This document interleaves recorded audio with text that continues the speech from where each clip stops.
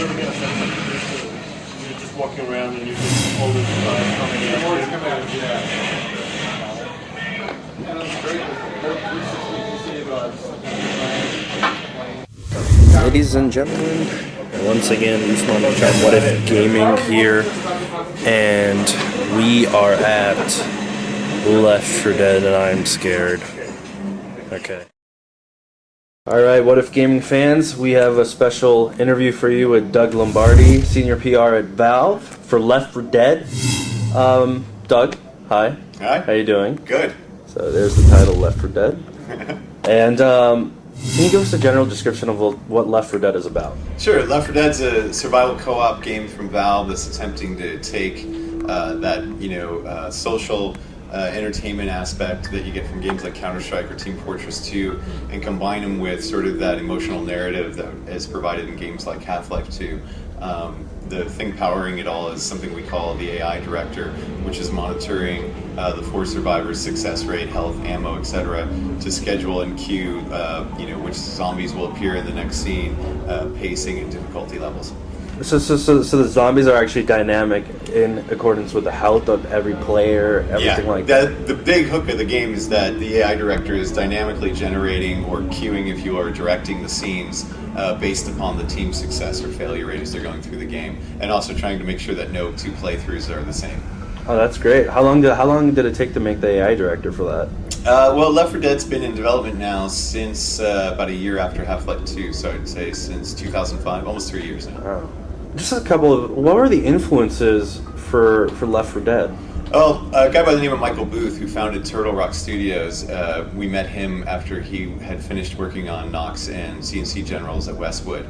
And he had, when we first met him, this idea of a game that was centered around co-op and themed on zombies. And he had, his lifelong passion is doing artificial intelligence work. So when we first met him, we wanted to hire him and move him up to Seattle, but he's from Southern California and he refused to leave the sunny shores of Southern California.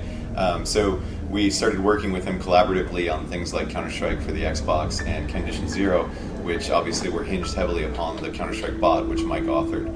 At the same time, he was hiring more people down at Turtle Rock and prototyping early designs for Left 4 Dead.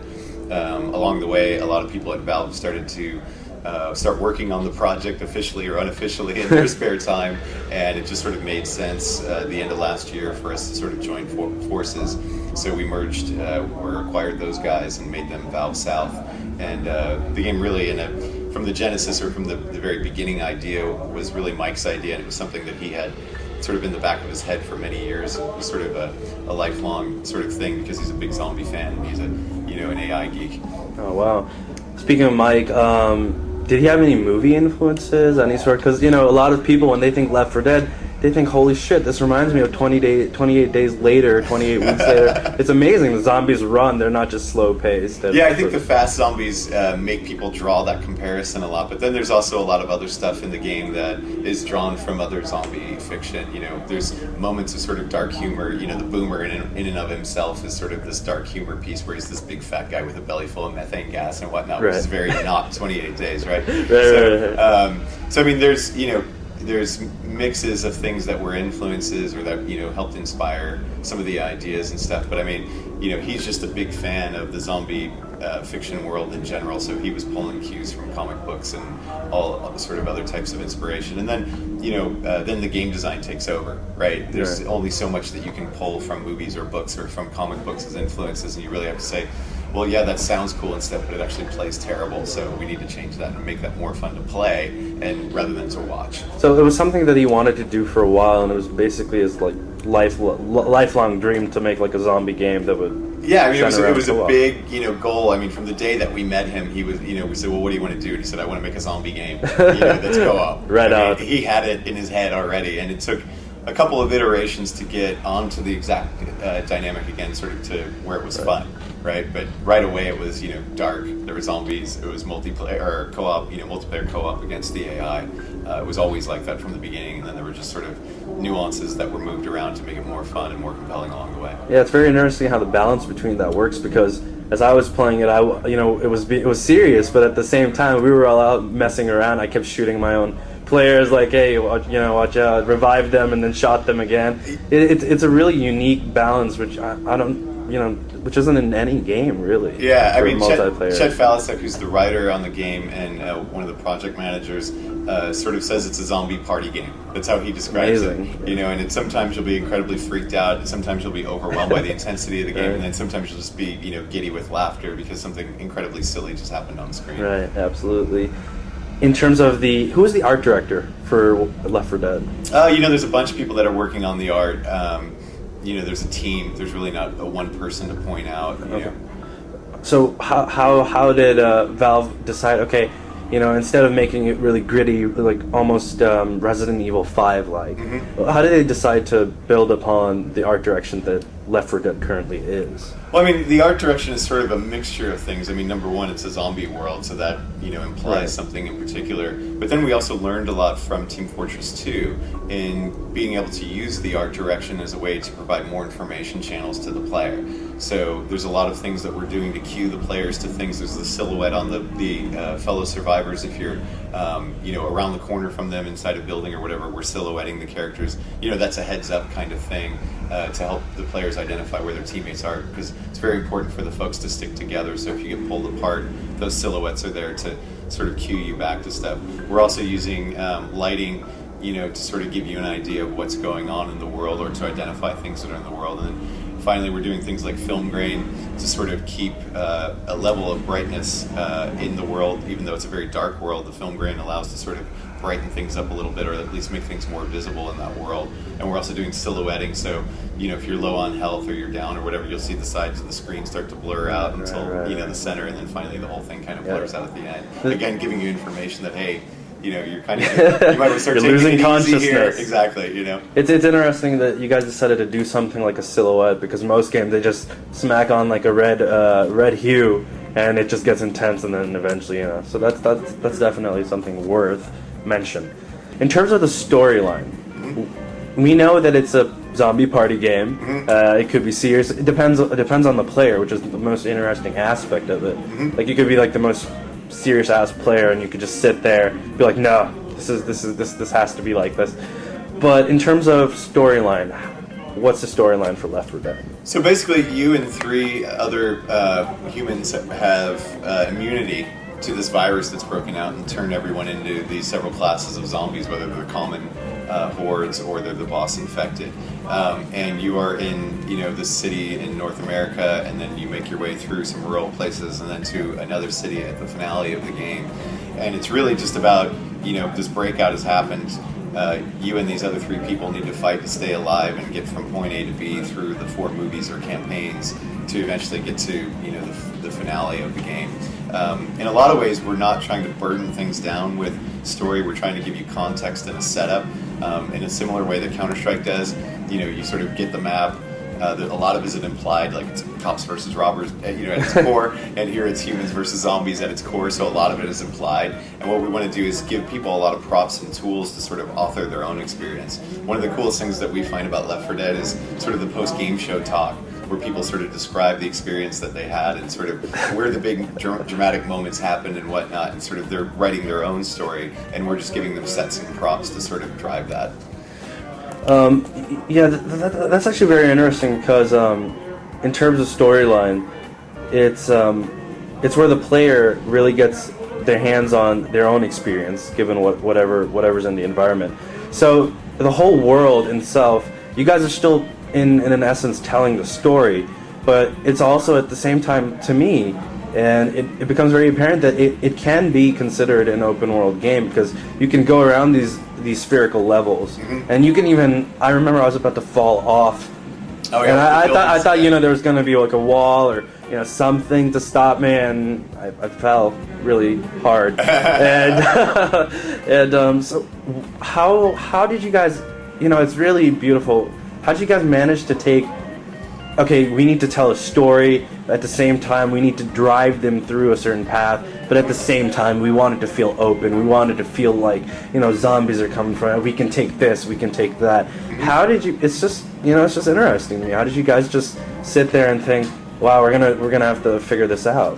You start, sort of building those levels or that experience in the past for players starts off as, the best way to do it is to have it be really simple and straightforward at first, and then start play testing it and expanding it until you find where the boundaries are. And then in some ways there are things that you can do with lighting or other cues to sort of help extend those boundaries so that folks know where the edge of the world is. I mean, in a sense, the scene you just described where you're in this building that's not quite done yet, there's a lot of scaffolding and you're on a high rise, we could have put a wall there, but instead the wall is the cliff. Right. So the player knows something there, and what we're doing is leaving it up to the player to be responsible for his actions at that point. So, it's just being creative and spending a lot of time watching people play the game for the first time, and people of all skills. That's one of the things that I think that Valve has been really disciplined on over the years, is to not leave it to just the designers to figure out what's right and what's wrong with the game. You learn a lot when you bring in people that have never seen the game before and watch them play, and don't give them any help, don't give them any cues, and just see what happens as they're trying to explore it on their own. That's amazing. Now, getting to the number of players, online aspect. First of all, let's start with, what were the goals for the online aspect? What did you guys have like a vision of? Well, the beginning, the primary goal for the game was the four-person, movie mode or the campaign mode, where it's, these four humans playing against the series of zombies and boss zombies. And then some of the other modes sort of fell out of that. People immediately wanted to play as the boss zombies. So then the versus mode was, given birth, where folks will be able to play as one of the four boss zombies, whether it's the smoker, the tank, the hunter, or the boomer. Against the survivors, so there'll be four survivors trying to get from A to B, and the boss infected's job is solely just to be disruptive and to wreak havoc on the survivors and prevent them from getting from A to B. So in a sense, it's almost like a deathmatch remade to be a griefer's paradise on the boss infected side. And then finally we also have a skirmish mode, which is very similar to the movies of the campaign mode, but they're single map, so they're almost like vignettes, if you will, as opposed to the movies.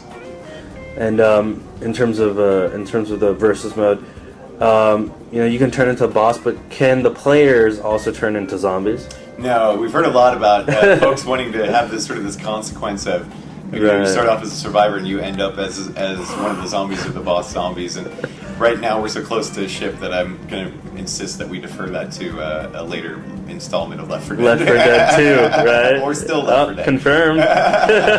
We'll see how the first one does. It'll do amazingly well, without a doubt.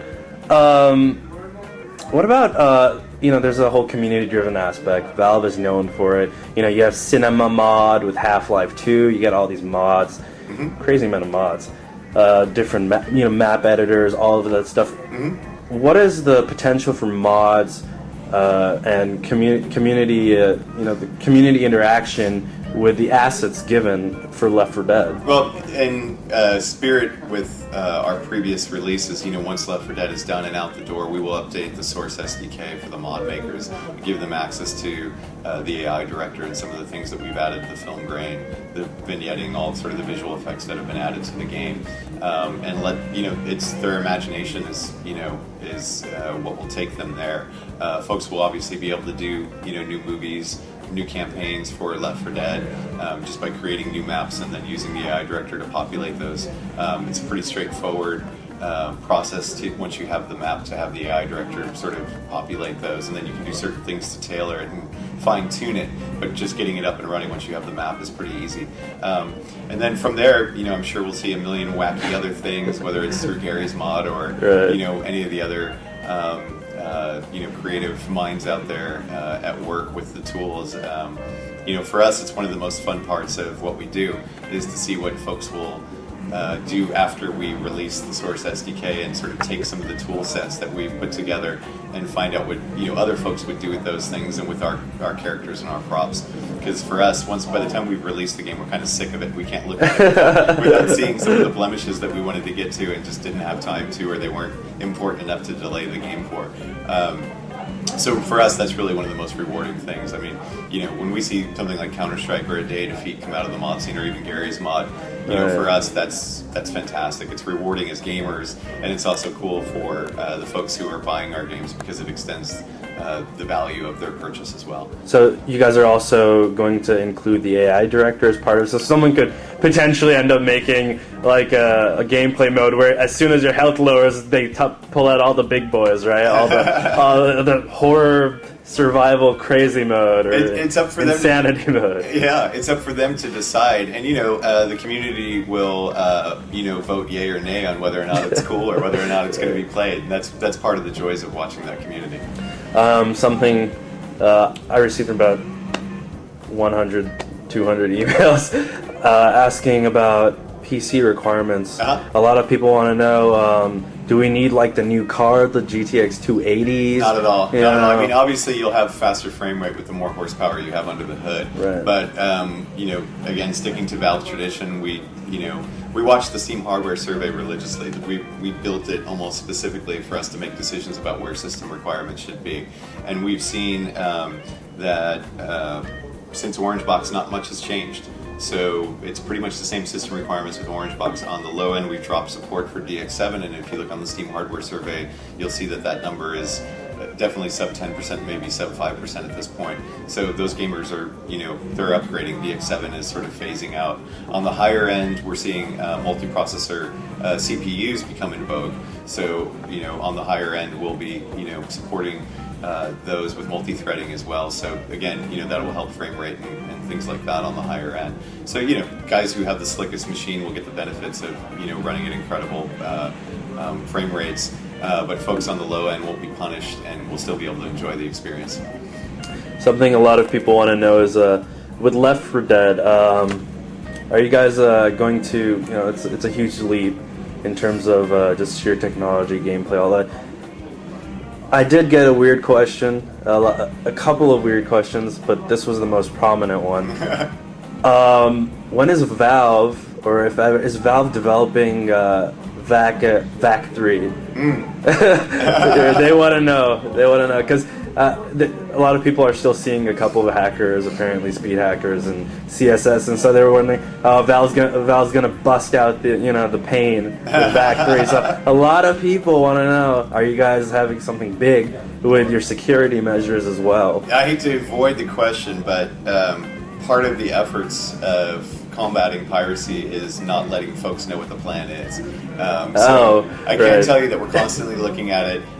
We think it's a bigger problem than piracy. Like, if people steal our game, it only hurts us. Right. If people are cheating, it hurts everybody who's playing the game, which is people who have paid for the game legitimately get sort of, a wonky experience or gets their experience compromised. So for us, that really is, it's even more important than piracy. It's, one of the number one things that we look at in the post-launch world. So we are working at that with the details of what's coming next. I'm going to insist that we skip conversation on. And great, so PC requirements would be perfect for anybody who already has the Orange Box retail. Lower end ones would be fine too, even with DirectX 7 drop. What about any 360 PC differences at all? With Orange Box, we tried to make them pretty much identical experiences between the PC and the 360. The difference was which box you plugged in the disc to and what sort of controls you had. And that's the same goal with Left 4 Dead. The one sort of big difference is the 360 version will support split screen for 2 players, because we think, there's nothing better than, having the buddy right next to you playing it. So it could be cool to have, 2 survivors on the couch in split screen with 2 more survivors playing split screen, down the street or across the country, and going for a game that way. So there is online split screen as well as offline? Yes. Wow. Okay, that's great. That's great. Most games don't have that. And the most asked question, I think I got about 800 emails on this, and I think you know what I'm going to ask. Is Left 4 Dead eventually, at any point, possibly going to go to the PlayStation 3? It's an open question right now. I mean, it's not something we've ruled out. It's not in development today, but you know, if the game becomes successful and you know, there's an opportunity there, we'll definitely pursue it. With Orange Box, you know, it had the help of having some Team Fortress and Half-Life, you know, strength behind it. So when we announced that we were doing it, EA came to us and said, you know, this is a slam dunk. We want to do a PlayStation 3 version. They had a great team over in the UK that we worked with to produce Orange Box for the PS3. You know, Left 4 Dead was a new property. When we first announced it was a collaborative project with an unknown studio, and I think that folks, you know, such as EA or whoever else might have come to us as a third party to want to do the project, didn't see it as such a slam dunk as the Orange Box. And as you know, at Valve, we only have PC and 360 developers in-house. Still a small company with about 165 people, including Steam and Steam customer support and myself and everybody else. So there's only so many things we can tackle internally. But if, you know, a viable third party comes forward and says, you know, we think there's an opportunity here, we'd love to have that conversation with them. Great. All right, well, everybody, this is Doug Lombardi once again for Left 4 Dead. An amazing game. Thank you once again, Doug. Thank you. I hope you enjoy the game when it comes out in November.